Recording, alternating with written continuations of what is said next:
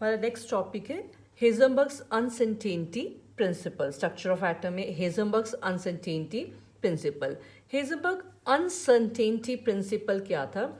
इसकी स्टेटमेंट थी, इसने ये कहा कि इट इज़ इम्पॉसिबल, ये पॉसिबल ही नहीं है। क्या पॉसिबल नहीं है? To major simultaneously. साइमल्टेनियसली का मतलब एक ही टाइम पे क्या मेजर करना इम्पॉसिबल था? The position and the velocity of small particles with 100% accuracy. Particle with absolute accuracy. 100% accuracy के साथ किसी भी छोटे पार्टिकल की, स्मॉल पार्टिकल की पोजीशन और वेलोसिटी को एक ही टाइम पे अगर हमने बताना है 100% एक्यूरेसी के साथ, तो वो पॉसिबल ही नहीं है। ये स्टेटमेंट थी हेजनबर्ग्स अनसर्टेनिटी प्रिंसिपल की। लेकिन बोहर ने तो क्या कहा था कि इलेक्ट्रॉन्स जो मूव कर रहे हैं न्यूक्लियस के अराउंड फिक्स पाथ में मूव कर रहे हैं, तो उसने तो पोजीशन फिक्स बता दी और साथ में हमें वेलोसिटी का फॉर्मूला भी दिया कैलकुलेट करने का इलेक्ट्रॉन का।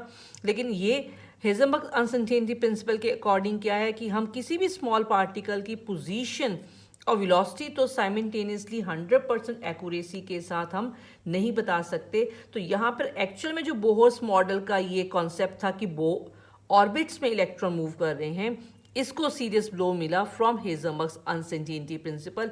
इसने रूल आउट कर दिया कि इलेक्ट्रॉन्स जो है किसी फिक्स पाथ में ऑर्बिट्स में मूव नहीं कर सकते। अगर हम लेते हैं एक्स को पोजीशन और हम वी को लेते हैं वेलोसिटी, लेकिन अब हमने बात करनी है अनसर्टेनिटी की कि कितना अनसर्टेन, कितना इनएक्यूरेट है हम बताने में पोजीशन एंड वेलोसिटी। तो इसके लिए मैं डेल्टा एक्स सिंबल ले रही हूँ। डेल्टा एक्स किसको डिनोट करेगा? अनसर्टेनिटी इन पोजीशन को डिनोट करेगा। एक्स तो पोजीशन है, तो अनसर्टेनिटी कितनी है इन पोजीशन, उसके लिए हमने सिंबल यूज कर लिया डेल्टा एक्स। इसी तरीके से डेल्टा वी हम यूज कर लेते हैं symbol for uncertainty in velocity के लिए, कि कितना अनसर्टेन होएगी वेलोसिटी, कितना हम इनएक्यूरेट होएंगे वेलोसिटी को बताने में। अगर हम हेजनबर्ग्स अनसर्टेनिटी प्रिंसिपल लेते हैं तो अकॉर्डिंग टू दिस प्रिंसिपल, इसने फॉर्मूला भी दिया इसका, according to Heisenberg's uncertainty principle, product of delta X and delta V, ये जो अनसर्टेनिटी है पोजीशन और वेलोसिटी बताने में, इनका जो प्रोडक्ट होता है कितना अनसर्टेन है हम, ये हमेशा इक्वल टू या ग्रेटर देन h/4π आएगा हमारे पास। मास तो क्या रहेगा? सेम रहेगा। तो अनसर्टेनिटी कितनी है? इक्वल टू, या आप ग्रेटर देन भी कह सकते हो, इससे ज़्यादा ही होएगी, इससे कम अनसर्टेन हम नहीं हो सकते। इतनी इनएक्यूरेसी तो होएगी कम से कम जब हम पोजीशन और वेलोसिटी किसी भी स्मॉल पार्टिकल की बताने की कोशिश करेंगे। तो मैथमेटिकली हमारे पास ये फॉर्मूला आ जाता है फॉर द हेजनबर्ग्स अनसर्टेनिटी प्रिंसिपल। लेकिन अब इसकी एक्सप्लेनेशन कि ऐसा क्यों होता है, क्यों हम अनसर्टेन हैं किसी भी स्मॉल पार्टिकल की पोजीशन और वेलोसिटी को एक ही टाइम पे 100% एक्यूरेसी से बताने में। अगर हम कोशिश करते हैं किसी एक वैल्यू को एक्यूरेसी से बताने में, अगर सपोज करो डेल्टा एक्स हम 100% एक्यूरेटली बता पा रहे हैं, तो उतना अनसर्टेन हम हो जाएंगे डेल्टा वी बताने में। अगर डेल्टा वी हम बता रहे हैं तकरीबन 100% एक्यूरेसी के साथ, तो उतनी इनएक्यूरेसी हो जाएगी पोजीशन को बताने में, बिकॉज इतना कम से कम एरर तो रहेगा ही रहेगा हमारे पास।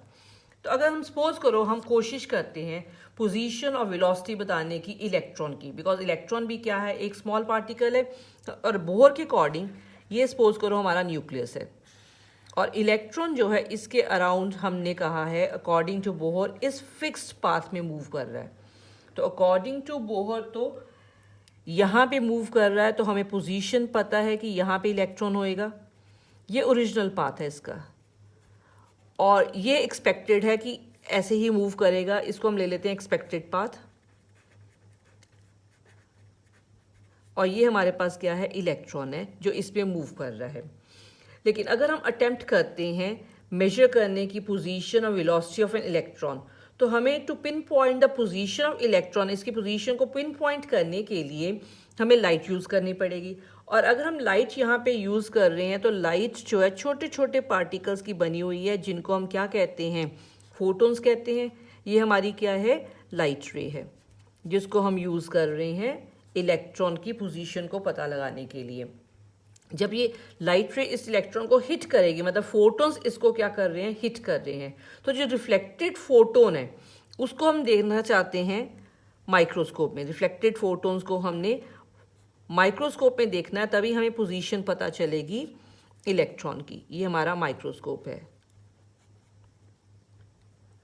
लेकिन as a result of hitting of photons जब हिट करते हैं इस इलेक्ट्रॉन को, तो क्या हुआ, इस इलेक्ट्रॉन, ये इलेक्ट्रॉन इतना छोटा होता है, इतना कम मास इसका होता है, नेग्लिजिबली हम लेते हैं, तो इसको हिट करने से क्या हुआ, इसकी वेलोसिटी भी चेंज होगी और इसकी क्या हुई, पोजीशन भी क्या होगी, चेंज होगी। ये न्यू पाथ हो गया, इस पाथ में आ गया। ये फोटोन के हिट करने से जाना तो ऐसे चाहिए था अकॉर्डिंग टू बोहर, लेकिन जब फोटोन्स ने हिट किया तो हिट करने से इसकी पोजीशन भी चेंज होगी और इसकी वेलोसिटी भी क्या होगी, चेंज होगी। और ये हमारे पास क्या है, रिफ्लेक्टेड रे है। तो जब तक तो हम इसको माइक्रोस्कोप में देख पाते, इसकी पोजीशन और वेलोसिटी हम जान पाते, तब तक इसकी वेलोसिटी और इसका पाथ तो क्या हो गया था, चेंज हो गया था। और हमारे पास यही मेथड है जिससे हम क्या कर सकते हैं, पोजीशन को फाइंड आउट कर सकते हैं लाइट को यूज़ करके। So as a result of hitting, the position as well as the velocity of electrons are disturbed. अब यहाँ पे हम कहते हैं significance of Heisenberg's uncertainty principle। इसकी क्या significance है?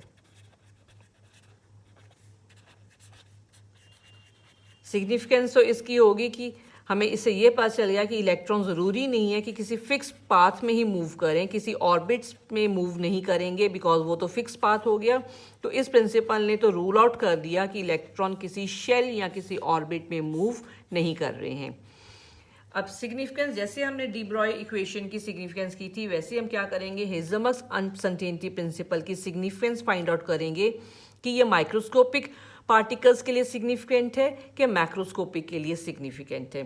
तो इसके लिए एग्जांपल फिर से हमें लेनी है एक माइक्रोस्कोपिक ऑब्जेक्ट की और एक मैक्रोस्कोपिक की। तो पहले हम एक ले लेते हैं, कोई चीज़ पार्टिकल ले लेते हैं 1 मिलीग्राम मास का, मतलब बड़ा पार्टिकल।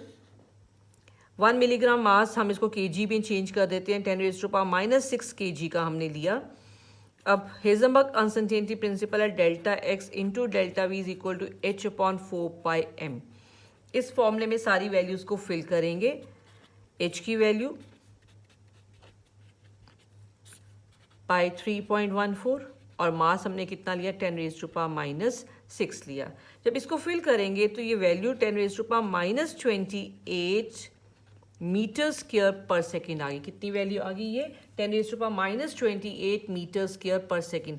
इससे क्या पता चल रहा है, ये जो अनसर्टेनिटी आएगी पोजीशन और वेलोसिटी बताने में, वो कितनी आ रही है, इनका प्रोडक्ट कितना आ रहा है, 10⁻⁻28। मतलब जब एरर आएगा तो एरर आपका डेसिमल के बाद 28 डिजिट्स के बाद जाके आपका जो है एरर आएगा, उसके पहले एरर नहीं आएगा। तो इतनी वैल्यू तो बहुत कम होती है, इतना तो हम कंसिडर भी नहीं करते हैं। तो इसका मतलब जब हम हेज़ेबर्ग्स प्रिंसिपल को किसी मैक्रोस्कोपिक ऑब्जेक्ट पे अप्लाई करते हैं तो कोई फ़र्क नहीं पड़ता है, इतनी वैल्यू को तो हम इग्नोर कर सकते हैं।